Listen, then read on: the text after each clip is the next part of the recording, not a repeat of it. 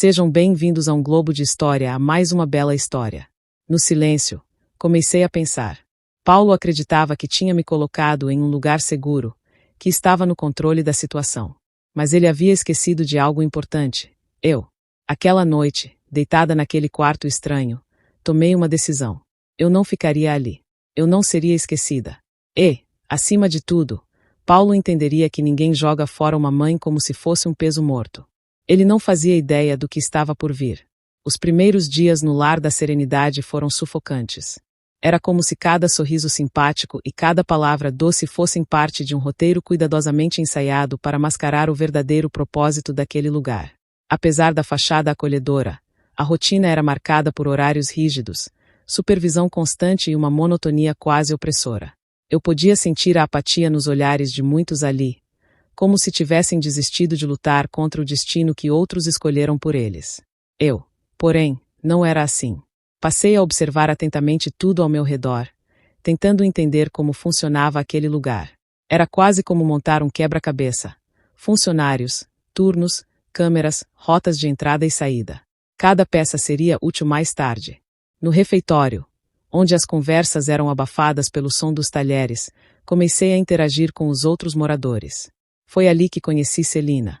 Ela era uma mulher magra e elegante, com olhos vivos que pareciam capazes de enxergar além do óbvio. Sua postura desafiava a imagem de fragilidade que muitos associam à velhice. "Você é nova aqui, não é?", perguntou, sentando-se ao meu lado. "Sim, e não pretendo ficar muito tempo." Minha resposta arrancou dela um sorriso malicioso. "Ah, então você é como eu. Uma inconformada." Celina logo revelou que, antes de ser internada pelos filhos, tinha trabalhado como assistente administrativa em uma grande empresa. Seu conhecimento de sistemas e documentos era impressionante. Conversar com ela era como acessar uma biblioteca cheia de informações úteis. Nos dias seguintes, nos tornamos aliadas. Ela me apresentou a Antônio, um ex-militar de postura firme, que parecia deslocado naquele lugar. Antônio era uma figura séria, mas seus olhos brilhavam sempre que falava sobre estratégias e logística. Ele tinha o hábito de mapear mentalmente todos os lugares onde ia, algo que, segundo ele, havia aprendido no exército. "Se vocês querem sair daqui, precisaremos de um plano sólido. Não basta só escapar, precisamos garantir que ninguém nos encontre depois." A fala de Antônio deixou claro que ele já havia pensado naquilo muito antes de eu chegar. Com Celina e Antônio, formamos um trio improvável, mas extremamente eficaz. Passávamos as noites trocando informações, sussurrando no escuro para evitar suspeitas. Antônio mapeia rotas de fuga, enquanto Celina coletava dados sobre horários e sistemas de segurança. Meu papel era observar os funcionários e identificar suas fraquezas, quem era mais descuidado, quem era mais rígido. Em pouco tempo, conseguimos um retrato completo do asilo. Não era apenas uma instituição, era um negócio lucrativo. Os donos cortavam custos, negligenciaram os moradores e cobravam taxas exorbitantes das famílias. Além disso, Celina descobriu algo que mudou completamente o jogo. O sistema de vigilância tinha falhas significativas durante a troca de turno noturna. Era nossa brecha. Enquanto planejamos, comecei a perceber algo importante. Eu não estava apenas lutando por mim. Celina, Antônio e tantos outros ali mereciam mais do que aquele destino cruel. A fuga já não era só um ato pessoal, mas uma forma de mostrar que ninguém deveria aceitar ser descartado. Naquela noite, enquanto olhava pela pequena janela do meu quarto, senti uma mistura de medo e excitação. A cada dia, nosso plano se tornava mais sólido, e o momento de agir se aproximava. Eu sabia que, ao sair dali, não estaria apenas recuperando minha liberdade. Estaria provando que ninguém pode decidir por mim o que significa envelhecer com dignidade. E isso, para mim, era tudo. Enquanto planejávamos a fuga, uma pergunta martelava minha mente. Por que Paulo fez isso? Ele não era o filho mais presente, mas também nunca imaginei que seria capaz de me abandonar. Havia algo naquela decisão que não fazia sentido. Se tinha algo que aprendi em toda a minha vida, era que respostas geralmente estão escondidas onde menos esperamos. Minha primeira pista veio de Celina. Ela tinha o dom de acessar informações confidenciais sem levantar suspeitas, mesmo limitada pelo sistema de computadores arcaicos do asilo. Durante uma de nossas conversas noturnas, ela mencionou algo que chamou minha atenção. "Renata, Você sabia que muitas vezes quem decide colocar os parentes aqui tem mais motivos do que só não conseguir cuidar? O que quer dizer? Perguntei, intrigada. Dinheiro, minha querida. Ou, no caso de alguns, o que chamam de conveniência financeira. As palavras dela ficaram ecoando na minha mente. Eu sabia que Paulo estava enfrentando dificuldades, mas nunca imaginei que essas dificuldades poderiam ser financeiras. Precisava descobrir mais. Foi quando Celina teve uma ideia brilhante: usar o computador do escritório administrativo durante um momento de distração dos funcionários. Aproveitando uma falha na troca de turnos que Antônio havia identificado, conseguimos acessar os registros financeiros dos moradores e cruzar informações. O que descobrimos me deixou sem fôlego. Paulo não apenas havia feito um acordo com o asilo para reduzir os custos da minha estadia, mas também desviava dinheiro de uma conta em meu nome para cobrir suas próprias dívidas. Ele estava em sérios apuros financeiros, e me colocar ali fazia parte de sua estratégia para evitar a falência. Com a ajuda de Celina, encontrei documentos que mostravam que ele vinha manipulando minhas economias há anos. Sempre confiei nele para cuidar das minhas finanças. O resultado: meu filho, o mesmo que prometeu sempre cuidar de mim, usava meu dinheiro como um bote salva-vidas para seus próprios erros. A raiva tomou conta de mim. Eu me senti traída de uma forma que nunca imaginei ser possível. Mas, ao mesmo tempo, percebi que tinha algo poderoso em mãos: informações. Com os dados que Celina coletou, compilei um dossiê sobre todas as transações suspeitas de Paulo. Sabia que aquilo poderia destruir a vida dele, mas não me importava. Ele havia destruído a minha confiança, minha paz e, por pouco, não acabava com minha dignidade. Você tem certeza de que quer enfrentá-lo assim? Perguntou Antônio, quando compartilhei meu plano de confrontar Paulo após a fuga. Tenho. Ele achou que eu fosse fraca, que aceitaria tudo em silêncio. Está na hora de provar que ele estava errado. Mais do que uma questão de vingança, aquilo era sobre justiça. Paulo precisava entender que escolhas têm consequências. Ele tentou apagar minha existência, mas eu estava prestes a voltar, mais forte do que nunca. Com o dossiê em mãos, meu objetivo era claro. Não apenas escapar daquele asilo, mas garantir que Paulo pagasse por sua traição. Ele havia me colocado naquele lugar acreditando que eu fosse inofensiva. Agora, era ele quem não estava preparado para o que viria. Enquanto a noite da fuga se aproximava, eu me preparava emocionalmente para o confronto mais difícil da minha vida. Eu sabia que a dor de enfrentar meu próprio filho seria imensa, mas estava disposta a suportar tudo para recuperar o que ele tentou me roubar: minha liberdade e minha dignidade. A noite da fuga chegou como uma tempestade silenciosa. Tudo estava pronto. Cada detalhe, cada movimento, tinha sido ensaiado em nossas mentes. O plano dependia de precisão e coragem, mas acima de tudo, de confiança. Celina, Antônio e eu sabíamos que não haveria uma segunda chance. O asilo parecia mergulhado em sua habitual calmaria noturna. Poucos funcionários circulavam, e a troca de turno era o momento em que a segurança ficava mais relaxada. Antônio, com seu olhar analítico, nos guiava pelos corredores com passos leves, enquanto Celina, como uma sombra, cuidava de qualquer obstáculo digital: câmeras, sensores e portas eletrônicas. Eu, com o coração batendo forte, carregava a mochila com os poucos pertences que conseguia esconder e, mais importante, o dossiê contra Paulo. O primeiro obstáculo foi o portão principal. Ele era monitorado por uma câmera fixa que Celina tinha desativado temporariamente, mas sabíamos que o tempo era curto.